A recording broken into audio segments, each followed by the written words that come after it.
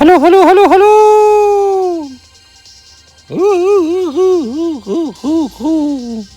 Apa kabar? Geng. Macam ni lah hidup orang asli. Pasal orang asli tak nak hidup macam orang kita. Kita je bodoh hidup macam macam kucing makan sedap. Okey geng. Rata-rata kawan saya orang asli yang saya kawan, masa saya datang sini umur saya 30. Sekarang ni umur orang asli semua 70. Mereka boleh lagi masuk hutan 40-50. Nak tahu kenapa orang asli tak nak hidup macam orang di bandar? Kalau ikut raja-raja dulu, raja-raja Roman yang mati dulu, dia punya kuli semua hidup sampai umur 100 tahun geng. Bercerita pasal orang asli ni, kebanyakan orang asli ni mereka lebih suka makan rebus dan juga tidak suka minum air seperti air tuak.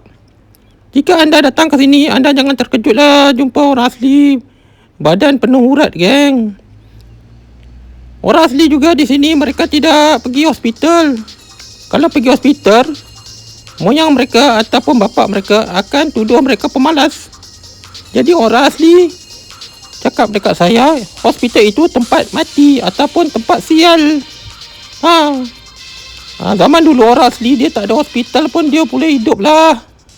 Cuma orang dulu-dulu dia selalu kena itu penyakit demam lah, demam denggi.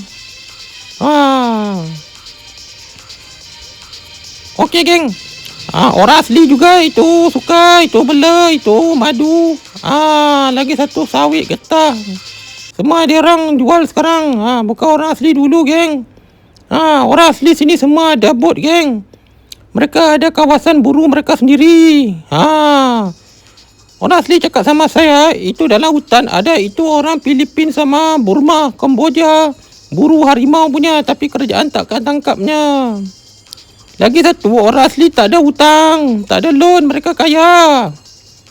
Kalau cerita bab fizikal, orang asli lagi kuat dari orang bandar. Macam kucing pekan dengan kucing hutan lah, jauh beza geng.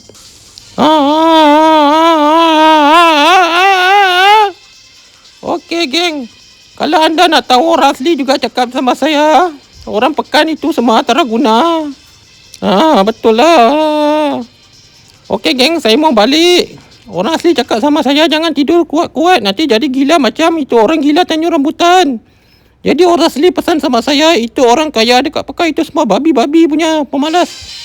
Okey geng, orang asli juga cakap itu monyet sedap makan, itu babi bukan babi Pekan tak ada itu kolesterolnya.